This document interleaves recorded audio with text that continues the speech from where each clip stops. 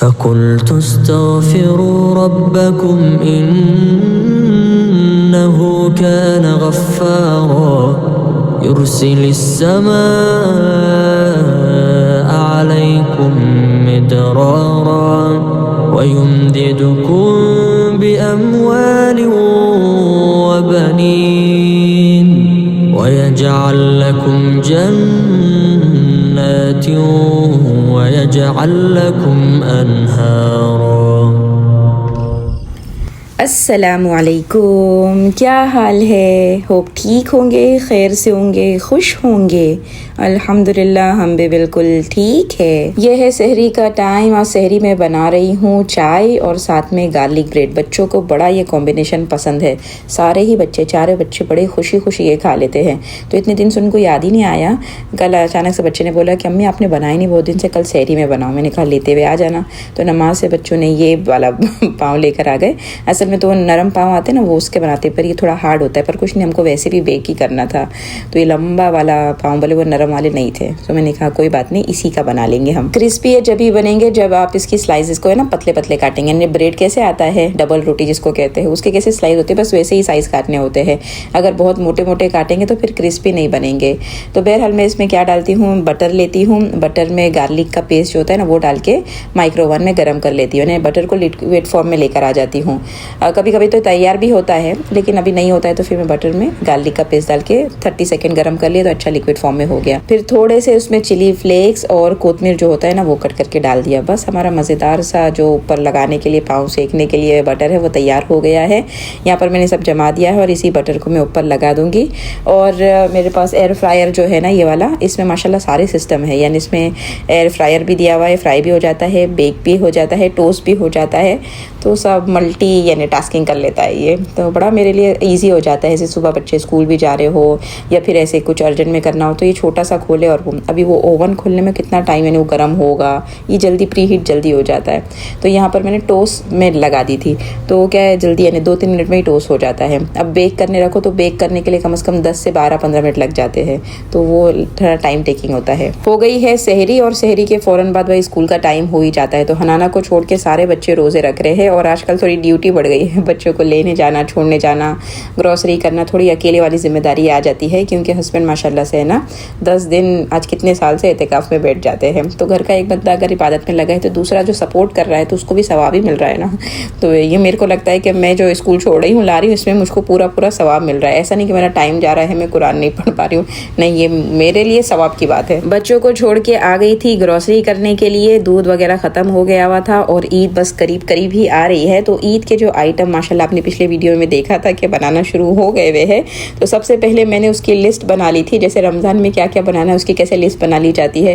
तो मैं बच्चों को बिठाती हूँ, पूछती हूँ बच्चों क्या खाना है ईद में। तो उनकी अलग अलग जो ओपिनियन होती है, राय होती है कि भाई अम्मी ये भी होना चाहिए, अम्मी वो होना चाहिए, अम्मी मेरे को ये पसंद वो पसंद। तो मैं सबकी यानी पसंद का ख्याल करते हुए कि एक को ये चीज़ ज़्यादा पसंद है, दूसरे को ये चीज़ ज़्यादा पसंद है, ऐसी पूरी एक लिस्ट बना लेती हूँ और फिर उसके बाद तैयारी शुरू कर देती हूँ। बच्चों को स्कूल छोड़ दिया है, ग्रॉसरी कर लिया है, तो अब क्या फिर देरी किस बात की। चले बिस्मिल्लाह पढ़ के शुरू करते हैं। आज किचन में बनने वाली है 3 किस्म की मिठाइयाँ। एक नॉर्मल जो बर्फ़ी होती है दूध की, वो बनाएंगे, साथ में फिर बादाम की बर्फ़ी, और आज पहली बार ट्राई करने वाले हैं काजू कतरी।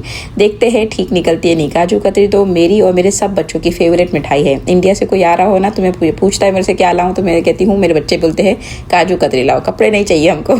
तो मैंने कहा चलो इतनी जब पसंद है तो ट्राई करने में क्या जाता है। मैंने कहा ना महंगी चीज़ें ट्राई करने ज़रा वो होता है कि भाई बराबर नहीं बनी तो खाली फुकट का वेस्ट जाएगा। पर मैंने कहा कुछ नहीं होगा, इंशाल्लाह बन जाएगी। आप लोग रिजल्ट देख के बताइएगा ठीक बनी कि नहीं। अच्छा, मैंने दोनों मिठाइयों की रेसिपी पहले भी शेयर किया है, इंशाल्लाह डिस्क्रिप्शन में लिंक दे दूँगी, आप वहाँ जाके चेक कर लेगा। फिर हमको बात भी तो करनी ना, बात कब करेंगे हम, रेसिपी थोड़ी चलेगी खाली। आप इतना समझ ले कि मैंने बादाम की जो बर्फ़ी है ना उसमें दूध के पाउडर के अंदर थोड़ा दूध डाल के साइड में रख दिया है, और जो नॉर्मल बर्फ़ी होती है ना तो नॉर्मल बर्फ़ी में मिल्क पाउडर के साथ में मैंने मलाई को, क्रीम को यानी ऐड करके रख दिया है थोड़ी देर साइड में। और घी सबसे पहले बनना चाहिए तो घी बनाने रखा है। आज हम बात करने वाले हैं सदके के बारे में। सदका किसको क्या बोलते हैं कि अल्लाह ने जो हमको माल दिया है उसी माल में से अल्लाह के रास्ते में, अल्लाह ही के वास्ते खर्चा करना, इसको सदका कहते हैं।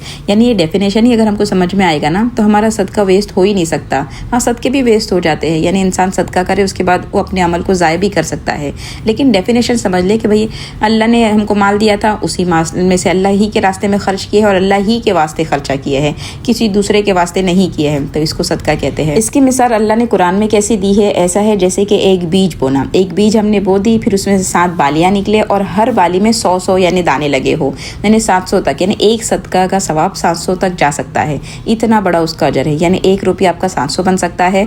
हर चीज़ का सवाब यानी 700 तक पहुंच सकता है आपके सदके का। और सदका असल में होता क्या है, आपका माल तो कुछ कम नहीं होता है। हम समझते हैं हमारा माल कम हो रहा है, कैलकुलेटर तो यही बता रहा होता है कि हमारा माल कम हुआ, लेकिन होता ये है कि आप अपने ही अकाउंट से अपने दूसरे वाले अकाउंट में ट्रांसफ़र कर रहे हो, तो क्या उसमें पैसा कम हो जाता है। मेरे पास समझे आप 2 अकाउंट है, तो मैंने अपना पैसा यहाँ से निकाल कर दूसरे अकाउंट में डाल दिया है, ठीक है। तो हम दुनिया के अकाउंट से निकाल कर हमारा पैसा आखिरत के अकाउंट में डालते हैं, तो इसको सदका कहते हैं। तो ये थोड़ी कम हुआ, हमारे दूसरे अमाउंट पे जमा हुआ, अकाउंट में जमा हो गया, तो यानी सदका करके हम अपने आप को फ़ायदा पहुंचा रहे हैं। हमारी ज़्यादा खुशफहमी है कि हम सोचते हैं कि मैंने दूसरों पर एहसान कर दिया है, मैंने उनको पैसा दे दिया है, मेरी वजह से लोगों के घर चलते हैं, मेरी वजह से यतीम पल रहे हैं, मेरी वजह से यानी ये हो रहा है वो हो रहा है। भाई आपने एहसान किसी पे नहीं किया है, आपने अपने अकाउंट में जमा किया है।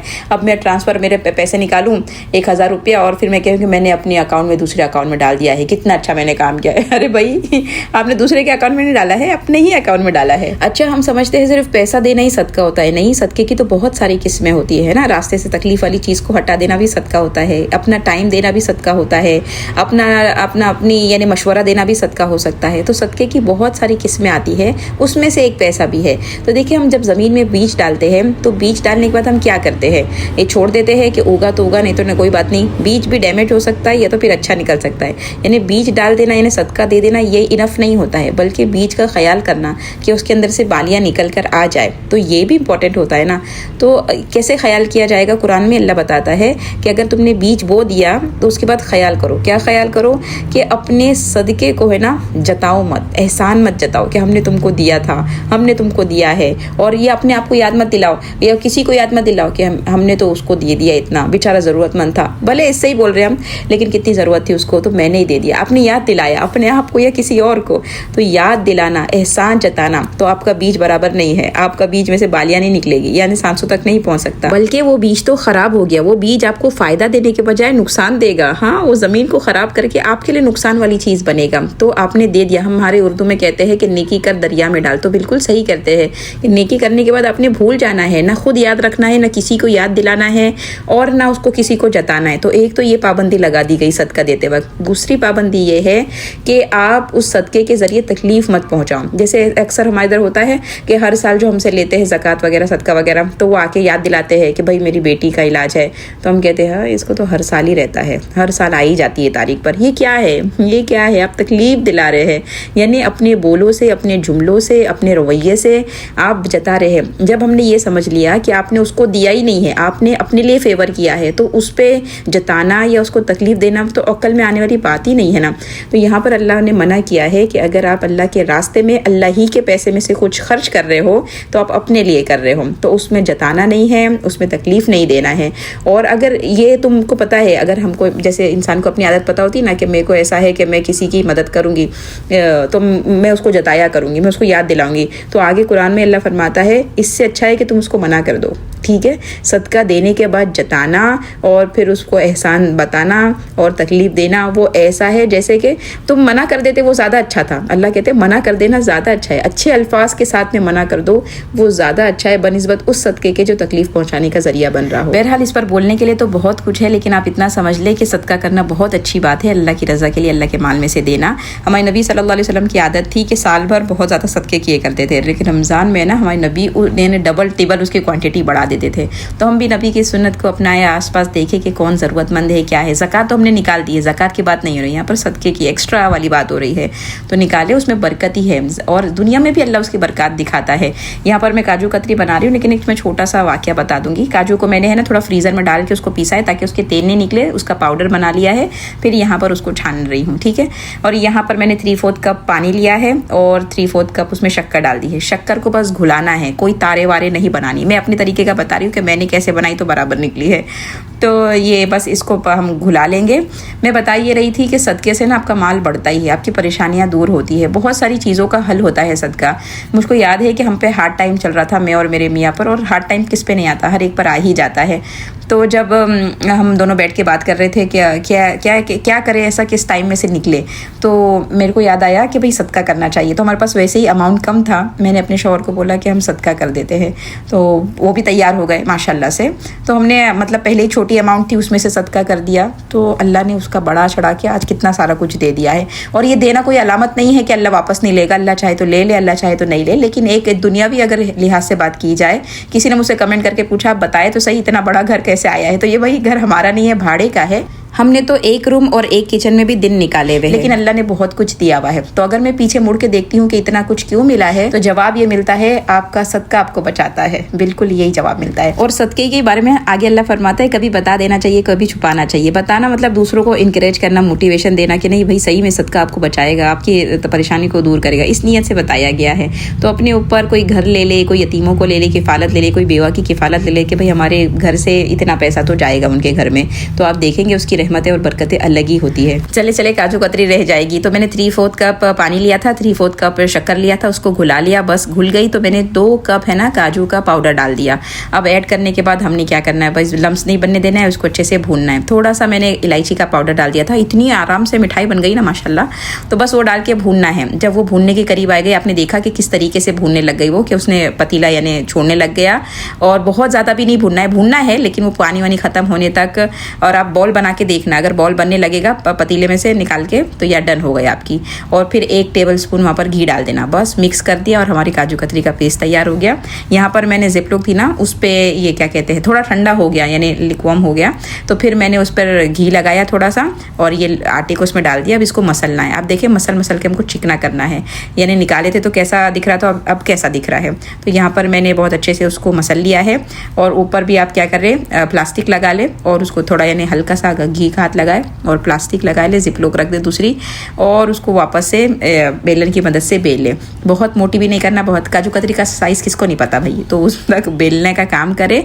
और जब वो बिल जाएगी ना, तो उस पर मैंने चांदी का वर्क लगा दिया। और जो दूसरी मिठाइयाँ बन गई थी ना, उसको भी मैंने रैप करके रख दिया है, वो ठंडी हो गई, फ्रिज में रखूँगी। इसको भी ये काजू कतरी 2 घंटे मैंने ऐसे ही छोड़ दिए थे बेलने के बाद, वर्क लगाने के बाद।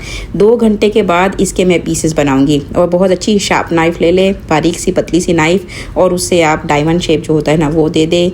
और माशाल्लाह से आप देखें कि कितनी अच्छे से निकल के आ रहे हैं टुकड़े। काजू कतरी का कमाल ये है कि अगर वो मतलब वो सॉफ्ट ही होती है, अगर वो हार्ड हो गई तो फिर आपकी कतली बराबर नहीं बनी हुई है। तो सॉफ्ट के लिए ख्याल करना है कि ओवर कुक नहीं करना है, उसको कुक करना है। मैंने बता दिया, आप निकाल के चेक करेंगे बैटर को, अगर वो बॉल के शेप में आ रहा है मतलब बस उसी स्टेज पे आपने गैस को बंद कर देना है।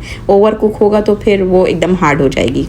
तोड़ने का मेरा ज़रा दिल नहीं था क्योंकि रोज़ा है, तोड़ के करना क्या है, लेकिन फिर वीडियो में दिखाने के लिए तोड़ना पड़ता है। आप देखें कि माशाल्लाह कितनी सॉफ्ट सी और कितनी अच्छी बनी है, यानी फर्स्ट ट्राई अच्छा ट्राई होता है।